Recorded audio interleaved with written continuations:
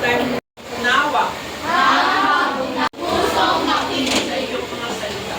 sa iyong mga salita. Kinikilala po namin. Kinikilala po namin Lisensya. Sa aming classroom ngayong Agosto. sa aming classroom ngayong umaga. Kaya tulungan niyo po kami. Kaya tulungan niyo po kami. Makapokus po kami. Makapokus po kami Sa aming pag-aaral. sa aming Sa iyong mga salita. Gawin po kami tahimik at makikinig. Lord, ang aming dalangin. May pasasalamat. In the name of our Lord Jesus Christ. the name of our Lord Jesus Christ. Amen. Amen. Sige, basahin natin. 6:26.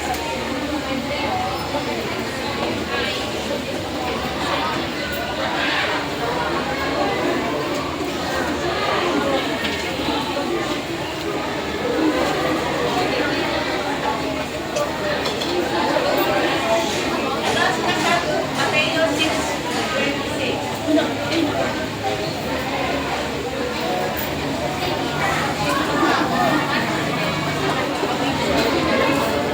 Okay, how do we go? Let's pray. Words, let's pray. Hindi ko pa nakikita yung iba. Okay, hihintay ko yung iba hanggang sa iyo po. At mananalangin. Ready? Panginoon, Panginoon, sa oras po na ito, sa oras na po kinikilala ko po na ako ay makasalanan. ako ay Hindi makasalanan. ko po kayang iligtas ang aking sarili. Hindi ko kaya iligtas ang aking sarili. Patawarin niyo po ako Patawarin niyo po sa ako aking mga nagawang kasalanan. sa aking mga nagawang Sa isip, hindi sa salita, salita at sa gawa, at sa gawa. na nagagawa ko po araw-araw. Nagagawa ko araw-araw. Patawad po Panginoon. Patawad po, Panginoon. Naniniwala po ako Naniniwala po na ako ikaw po ang aking Panginoon na ikaw ang aking Panginoon at magligtas ng aking buhay. at magligtas ng aking Yung buhay. kamatayan niyo po sa krus, Yung kamatayan niyo po sa sapat at ganap na, kabayaran sa aking mga nagawang kasalanan. kabayaran sa aking nagawang mga kasalanan. Simula po sa oras na ito, Simula po sa oras na ito, pumasok ako sa aking puso, pumasok ako sa aking pumasok ako sa aking buhay. pumasok ako sa aking Sinusuko ko po ang aking buhay sa inyo. Tulungan niyo po ako tulungan niyo po ako na makasunod sa inyo. na makasunod sa iyo. At ikaw ang magiging Panginoon At ikaw ay magiging kami ng aking buhay ng aking sa buhay araw-araw. sa araw-araw. Salamat Panginoon sa mga batang ito. Lord, Holy Spirit, pumasok po kayo sa kanilang mga puso at maging maliwanag sa kanila yung kanilang pagtanggap sa iyo bilang Panginoon at tagapagligtas ng kanilang mga buhay. Lord, sa araw-araw, kaawan niyo po at kakabagan ang mga batang ito. Gawin niyo po silang mga mabubuting bata, mababait na anak sa kanilang mga magulang. At higit sa lahat, maging mapagmahal sila sa kanilang mga kapwa mag-aaral. Kaibigan, kanilang mga classmates. Salamat umuli sa ginagawa ko sa buhay ng bawat isa sa amin. In Jesus' name, we pray.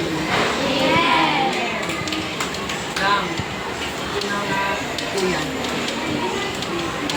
Sa tanong na tingin nyo, nasasaktan ba siya sa buhay niya o nagsisisi? Nagsisisi. Sa tingin nyo, bakit nasira ang buhay niya? Dahil sa walang gamit. Eh bakit siya gumawa ng kasalanan? Naisip ko lang. Tapos ikaw, sir, Romans 3,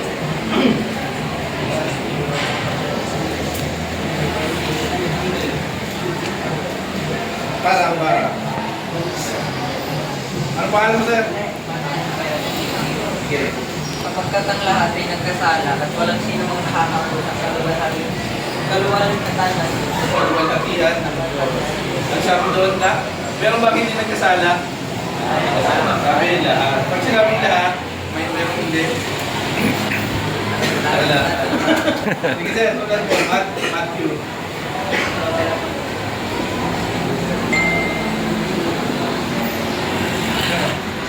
Baka na. Pwede na umupo. Nasa the racing. May giveaway agad Sa Hebrew 9:20.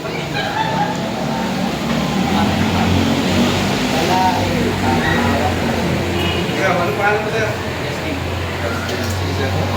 Hebrews 9:22. Ayon sa kautusan, kalat lahat ng bagay ay nalilinis sa pamamagitan ng dugo at kung walang pag-aalay ng dugo ay walang kapatawaran ang mga kasalanan. Ano daw ang bayad para sa ating kasalanan? Baka na sir. Ano pangalan mo? Sige, sulat.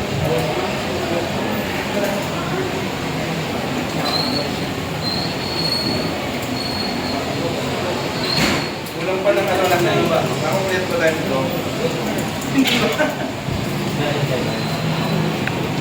Sunod sa Dahil sa ating mga kasalanan tulad ng sinasabi sa kautusan. Ililis babasahin niya yung pangalawang Pedro 3:18. Bakit dumatigan kayo sa akin na sandali, tumatanda na ako. Hindi na ganun malakas ang katawan ko. Sige, may nararamdaman na. Abusin ko lang ang katawan ko. Kasi itim firm. Kung lalas pa din ko ang katawan ko, ako rin na mahihirapan. Gusto ko umabot ng 70 years old. Ayusin ko, buhay ko. Pero ayoko na mabuhay na mahaba. Wag ko lang yan ako sa labas.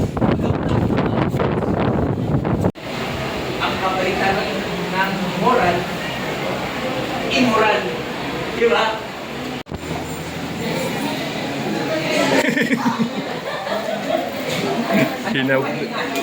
Andre?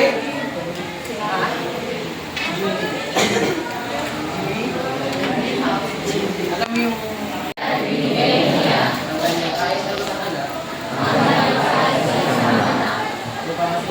palagaya sa kanya ay hindi mapahamak hindi magkaroon ng buhay na walang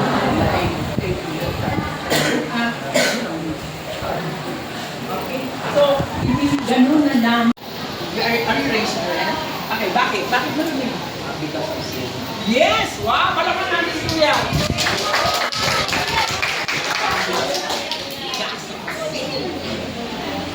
Yan. Galing ni Kuya Kian. Tama. Tama sinabi. Mayroon tayong Ama na nasa langit. Tinatanggap ko po na ako'y kasalanan. Kaya ako'y hindi mayroong kapatawaran. At paglilinis ng aking buhay. Kaya Ama, pangalan ni Jesus, pumasok ka sa aking buhay. Tinatanggap kita ng lubos upang maging Panginoon ko at tagapagligtas. At sa mga sandaling ito, ikaw ang dapat na sunod sa aking buhay. Salamat po sa kapatawaran, kagawan mo sa akin. Tulungan mo ako huwag magkamali. Salamat Ama sa panangaling nito sa pangalan ni Jesucristo kay tinatanggap ko bilang Panginoon ng aking buhay. Ito po ang aking samot dalangin na makapangyarihang pangalan ni Heso Kristo, ang Panginoong Pagpagpaligtas. At lahat ay magtatabi mo sa tuwa ng Amen. Amen. Okay? So mga bata, tamang pamumuhay.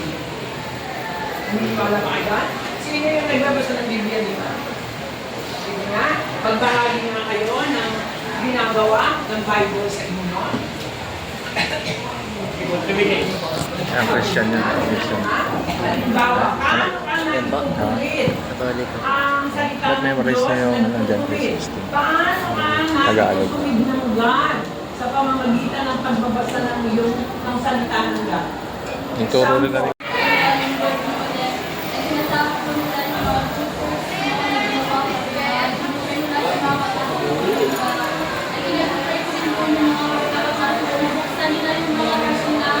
Yes.